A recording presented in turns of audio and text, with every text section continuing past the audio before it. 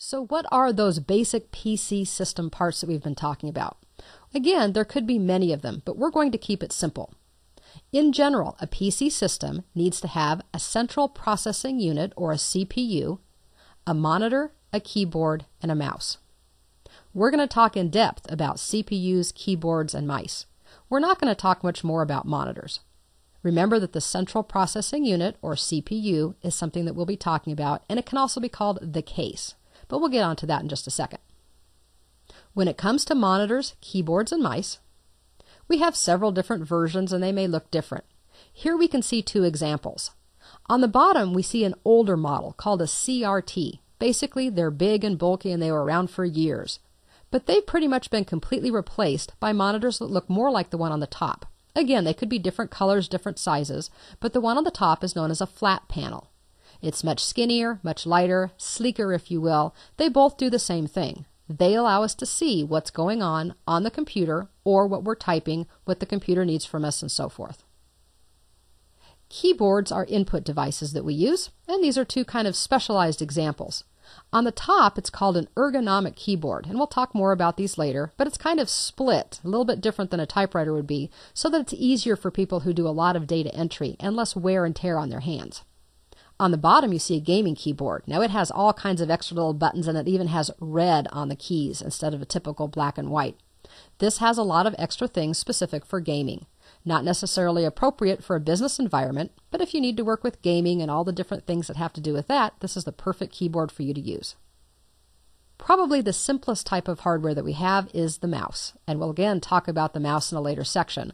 But a mouse is a pointing device, and we can point and click, and here you just see a couple of versions. They all do the same thing, even though they look very different. All right, let's get into the nitty-gritty, that central processing unit, or the CPU, or what some people call the case or the box. This is the box that sits on your desk or on the floor. It might be upright or it might be sideways. It just depends on what type you actually have. It also may be integrated into the monitor. Some of the computers these days actually put the CPU components on the back of the monitor, making the monitor a little bit thicker, but then you don't have to worry about the box. The CPU is really the brains of the system. This is where all of the computing magic really happens. It has all the circuitry and electronics as part of it. What we can see on this particular screen are several examples of CPUs. They all do the same thing, but they do look very different.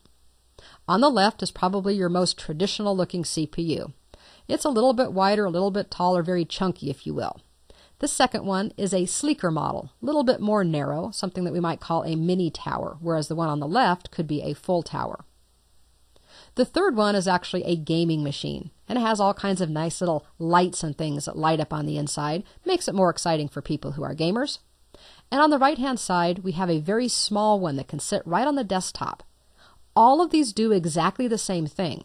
They have different potential. We'll talk about what that is in just a few minutes, but they're all the brains of a system, even though they're different sizes, different shapes, different colors, and so forth. So what's actually in the box?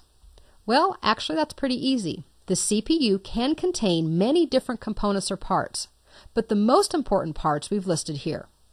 A CPU has to contain a motherboard. It should contain a hard drive, something called RAM memory, a power supply, a fan, and it could have things known as sound, video, and network or modem cards. We're again going to take these kind of one step at a time. What we won't talk about anymore after this particular slide is the power supply and the fan. Obviously, a computer needs to have a source of power, so there is a plug or an outlet in the CPU, and it also needs a fan to keep all of the components cool. Those aren't things that we normally worry about though, so we won't discuss them any further. We will discuss these other components though. Maybe one of the scariest things and the most technical that we'll talk about is the motherboard. This is where we have all of the circuitry. This is the computer's primary circuit board, and there literally can be thousands, if not millions of pieces on this one little piece of electronics.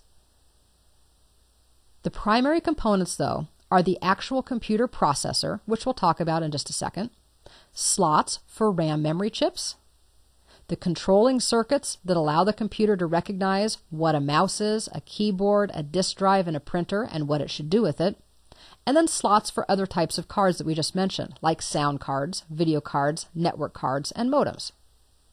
Probably the most important component, though, of the motherboard, and really of the computer as a whole, is known as the computer's processor. There are many, many different brands, models, and speeds. And the reason I mention this in a fundamentals course is because if you're going out to purchase a computer, you need to know about processors so you can make a good choice. The processor determines how much data can be processed at any one time and how fast it can be processed. Common brands include Intel and AMD, and within those two you also have different models like Celeron, Pentium, Core 2, Athlon, Turion, and Phenom.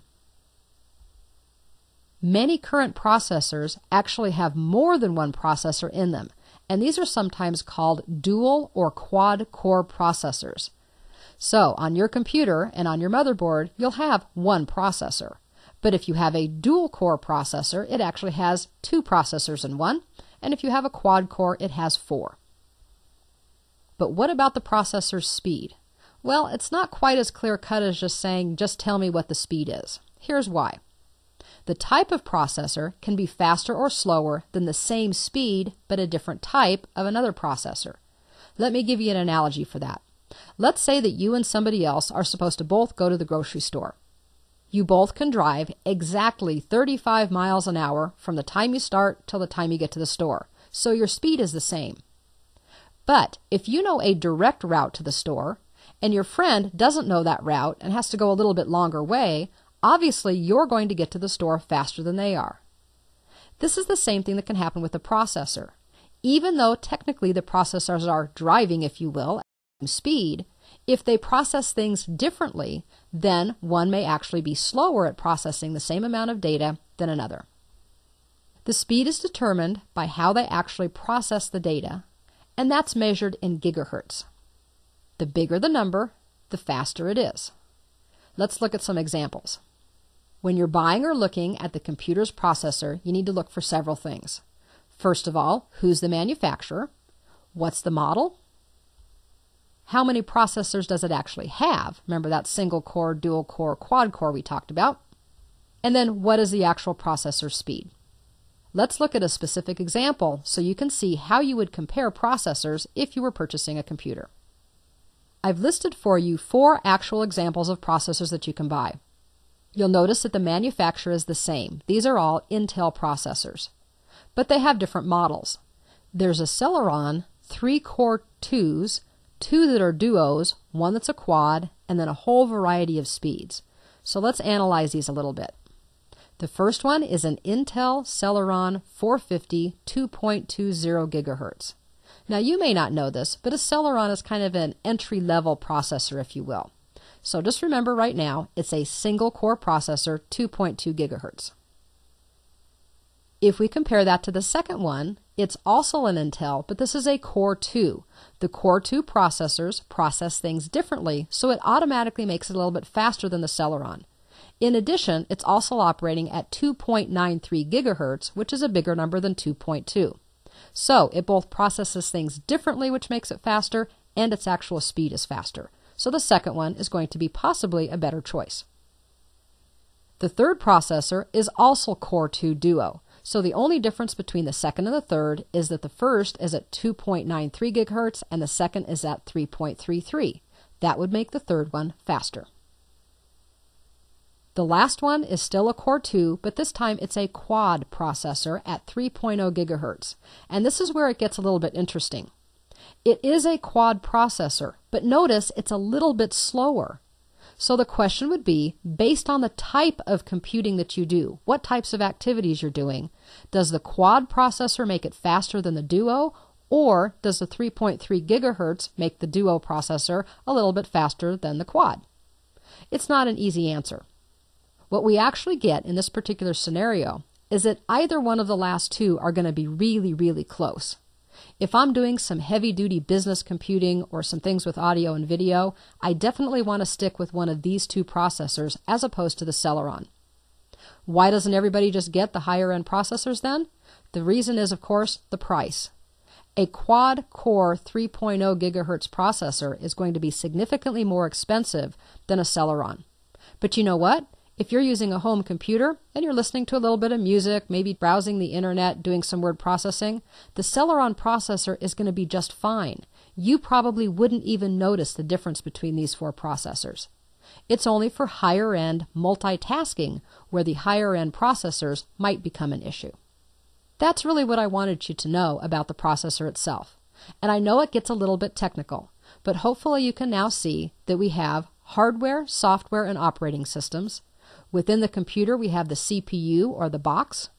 On that, we have the motherboard, and the motherboard contains the processor, and that's what may be important for you, at least initially, when you're going to look at a particular computer.